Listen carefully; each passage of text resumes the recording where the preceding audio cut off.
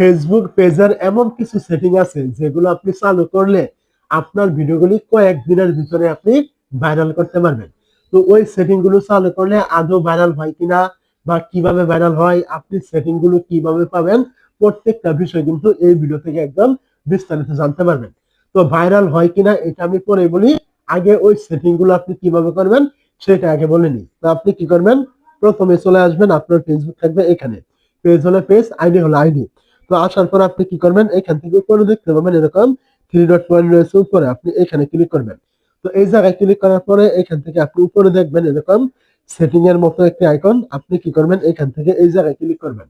তো যখনই আপনি এখান থেকে সেটিং এর মতো আইকনে ক্লিক করবেন, এইখান থেকে আপনি নিচের দিকে আসবেন। তো মূলত এখান থেকে আমি বেশ কিছু অপশন দেখাবো, একটা একটা করে আপনি দেখবেন, ভিডিওটা স্কিপ করবেন না। তো আপনি কি করবেন, এখান থেকে একটু নিচের দিকে আসার পরে প্রথমে এখান থেকে পেয়ে যাবেন হাউ পিপল ক্যান ফাইন্ড নামে একটি অপশন, আপনি কি করবেন এখানে ক্লিক করবেন। এই জায়গায় ক্লিক করার পরে এখান থেকে দেখবেন এই প্রত্যেকটা অপশন আপনার পেজে চালু করা আছে কিনা। অবশ্যই এই ভিডিওটা কিন্তু আমি পেজ নিয়ে বলছি, আপনার আইডি হলে অবশ্যই কমেন্ট করবেন, এটা নিয়েও কিন্তু পরবর্তীতে ভিডিও আসবে যে আপনার আইডিতে কোন সেটিং গুলো চালু করলে আপনার ভিডিওগুলি ভাইরাল হবে। তো আপনার পেজের ভিতরে এই সেটিং গুলো চালু করা আছে কিনা অবশ্যই আপনি এখান থেকে চেক করে নেবেন। তারপরে আপনি কি করবেন, আবার এখান থেকে ব্যাক করবেন। এখন আপনি এখান থেকে আরেকটু নিচে আসলে এখান থেকে পেয়ে যাবেন ফলোয়ার্স এন্ড পাবলিক কন্টেন্ট, আপনি কি করবেন এখানে ক্লিক করবেন। তো যখন আপনি এই জায়গায় ক্লিক করবেন এখান থেকে দেখতে পাবেন এই যে প্রত্যেকটা অপশন এখান থেকে আমি যেগুলো দাগ দিয়ে দিয়েছি এগুলো আপনার সবকিছু পাবলিক করা আছে কিনা।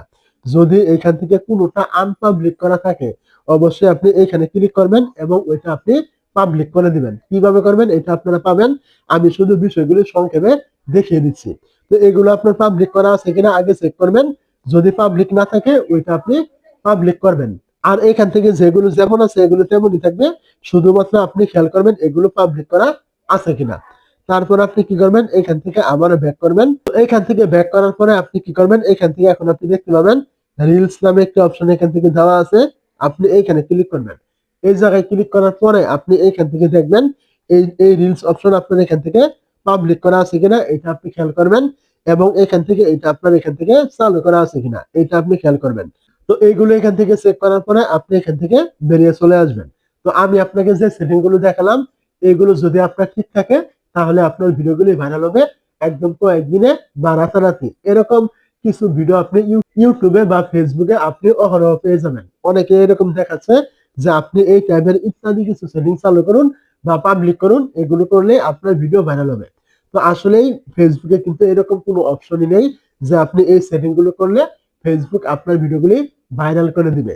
হ্যাঁ, আপনি যে সেটিং গুলো এখান থেকে এইমাত্র দেখতে পেলেন এগুলো পাবলিক থাকা মানে ফেসবুককে আপনি বুঝাচ্ছেন যে আপনার ভিডিওগুলি পাবলিকের কাছে পৌঁছায়, এটা বুঝাচ্ছেন। এর মানে এই না যে ফেসবুক এগুলো চালু করে দিলে আপনার ভিডিওগুলি ভাইরাল করে দিবে, এরকম কিন্তু কোনো বিষয় নয়।